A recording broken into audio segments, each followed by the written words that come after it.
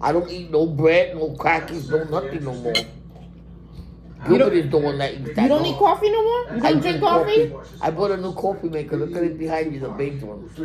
Oh, wow. What's that? That's a caneca. It came out of Amazon. Brand new, cost me $45. You want coffee? Yes. I'm going to make you some good coffee with that. What is that? It's a caneca. Look, Caneca? Jennifer, let me show you. Look. Yeah. Look.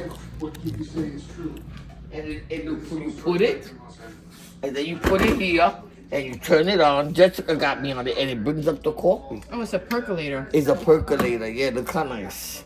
I'm going to make coffee. That comes out strong, though? Really nice. I'm going to send That one don't to look Puerto like it makes it strong. I'm going to send one to Puerto Rico. Oh, it's like a greca. It is a greca. And now they got a new one that costs $79 that you could heat up the milk next to it. Steam it.